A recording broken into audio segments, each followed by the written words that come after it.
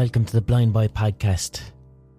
You endless Brendas, you teary Kierans. Welcome. We are celebrating this week 25 million listens to this podcast. This podcast is just over 2 years old and 25 million listens, which I never expected that would happen, but here we are. There's been no advertising for the podcast. I haven't plugged it. I haven't put any money into pushing it. It's all word of mouth. It's all because of ye listening to the podcast and suggesting it to people and suggesting it to friends. And it's gone from just a little thing in Ireland to now being completely global. And that's why it's got 25 million listens. So thank you so much to anyone who's enjoyed the podcast and listened to it and told someone else about it. So to celebrate 25 million listens, I decided I would show ye a live interview that I recorded a little while back with Hozier. Hozier, you know who fucking Hozier is. He's one of the biggest musical artists in the world. Alright? And we had a fantastic chat. And one thing I'll say about Hozier, an incredibly compassionate and beautiful person, but most importantly, a real artist. An artist to the core in the way that he views the world and himself. He is an artist, straight up. If you're a brand new listener right here today and you're here because of Hozier, you're very welcome. What's the crack? How are you getting on? When you're finished listening, please consider subscribing to the podcast and listening to a few other of my episodes. I've got loads. And I think if you're a fan of Hozier, you'll enjoy my podcast, because Hozier is on this podcast because he listens to this podcast. This is a podcast that he listens to, and that's why we're chatting here today. So, thank you. Here we go. Boom. All right, Hozier. How's it going? The man from Bray. What's the crack? Nothing much. All's good. Can't complain. How are you keeping? I'm not too bad. Do you know what I'm doing? Do you know what I do every single day? I recognise that being alive contains a certain amount of suffering. It's inevitable. And once I do that, then I'm kind of okay, you know? Yeah. That's a good way to look at it. I've been not for this reason. Now I'm doing it because of other reasons, and my friends are into it. But I love swimming, but I've been swimming, trying to keep it up through as the weather gets colder. Yeah. And part of that is if you not even suffer, but just experience the discomfort of it.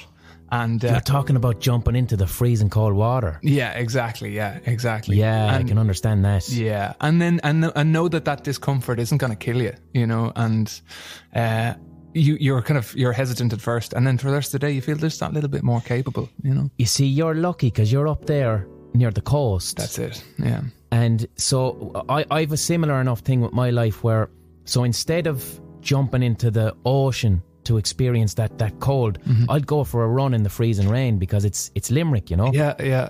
I tried. So the one thing I do have access to is a shallow river.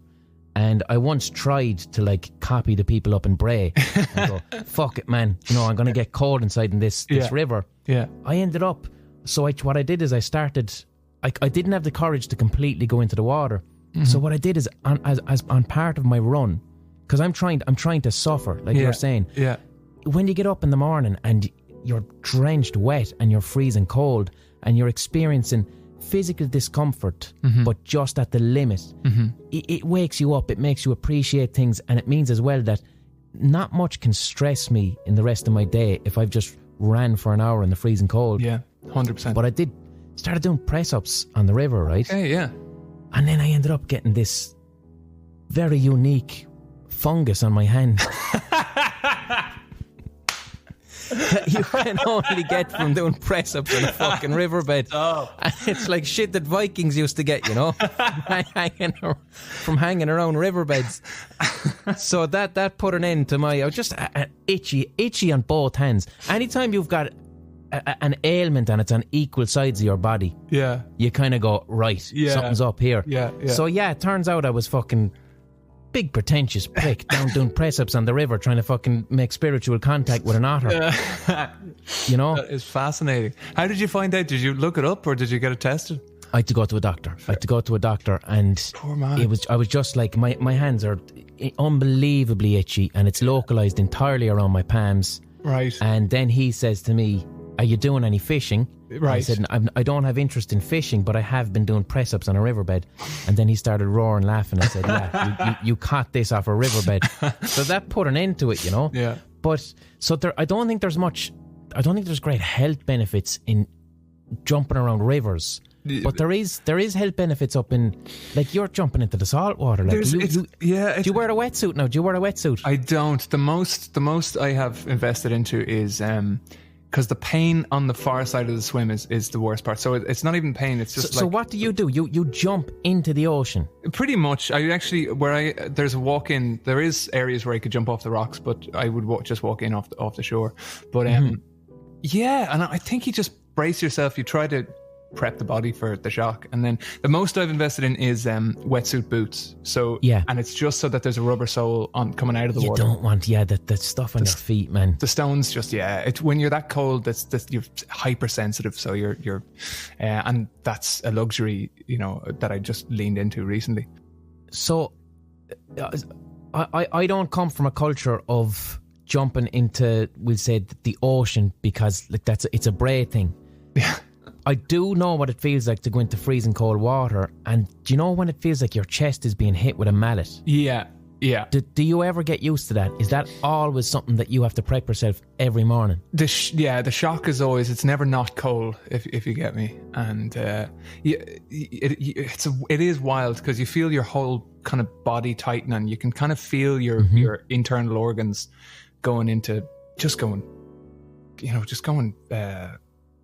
just kicking into overdrive. You can kind of feel the blood flow differently and stuff like that. So, and that is a rush, and there's a spike of adrenaline and a spike. Yeah, what are you chasing? What's the dragon that you're chasing then? I think it is adrenaline. The way I would view it, and I was gonna just say about running, why I have so much more admiration for what you're doing.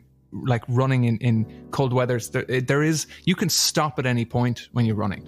When you're, you know what I mean? So there requires a conscious decision. I'm going to continue. I'm going to push through this, especially that first 5 minutes of a run. Oh yeah, that's not pleasant. It's not pleasant at all. Whereas once, like, that it's a cheating man's way of achieving that mindful I'm in my body now experience, you know. And I think because once you jump in the water, getting out of it is unthinkable, because especially if there's wind. The water actually currently, as well too, in the mornings is of a higher temperature than the actual, especially you get up and so you achieve a comfort. So you're now in the water and your body is surrounded by this freezing water, but there's a comfort there, and outside the water is more harrowing. 100%, especially in the wind. So the water is actually warmer than the wind chill, so once you're in, it's like the endorphins have hit, the adrenaline hits immediately after a few seconds. Yeah. So, and then you're just splashing around, having a nice time, enjoying the light on the water, and you're feeling very present, and you're feeling very alert, and you're feeling very grateful. I have to say, you feel very connected. Yeah. So I think it's the easy man's way of achieving the 5 minute, 10 minute.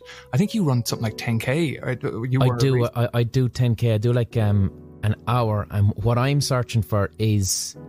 It's horrible at the start. I don't know how you do it. I'm used to doing it.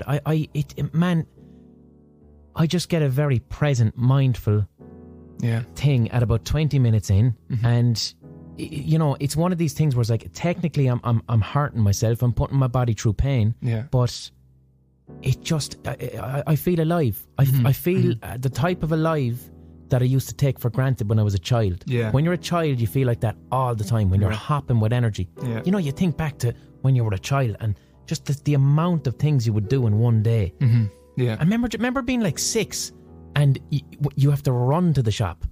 Yeah. The fuck is that like?